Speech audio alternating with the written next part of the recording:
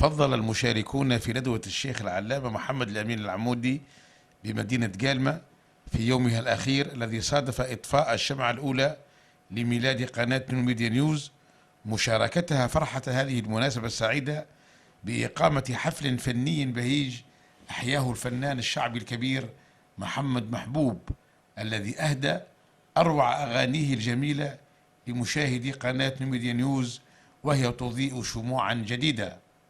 حفل نيوميديا نيوز حول الحاضرين والحاضرات بمختلف مواقعهم ومراتبهم الثقافية والعلمية إلى كورال جميل تغنى بأولاد الجزائر الخاوة في كل بلاد.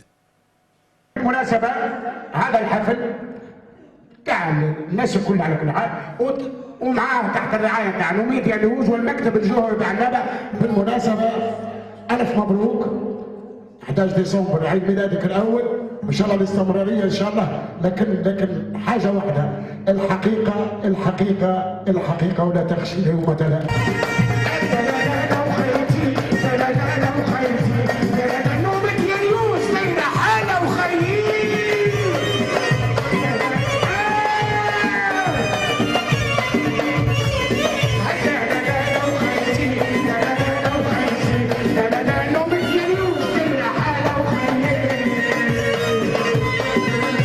سنا في طلوع الفجر كخاطف أرنب بحكم السنوف وفجر الأسفل، وفي حديث ثاني سنا الليل في طياته قمر لبوش وبوش في طريق مزدوج ما احتشم من باكات مسافرة بإسكورت وإصلاح مفجر. Elle avait pris ce pli dans son âge enfantin. Elle avait pris ce pli dans son âge enfantin de venir dans ma chambre un peu chaque matin. Entrer dans ma chambre, frosser mes papiers, puis s'en aller comme un oiseau qui passe. Alors, je reprenais la tête un peu mollasse. جماعة هذه راهي على فيكتور هيغو كي ماتت بنتها بالذهب.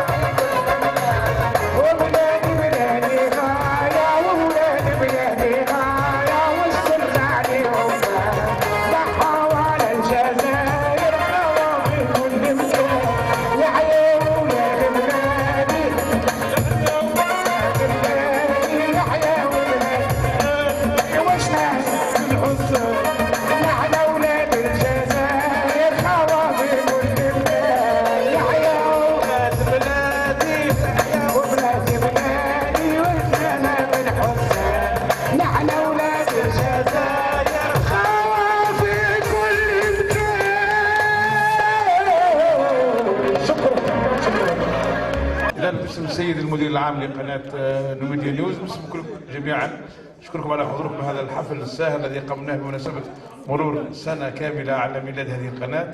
بارك الله فيكم، نلتقي ان شاء الله في مناسبه اخرى. السلام عليكم ورحمه الله تعالى وبركاته. شكرا لكم.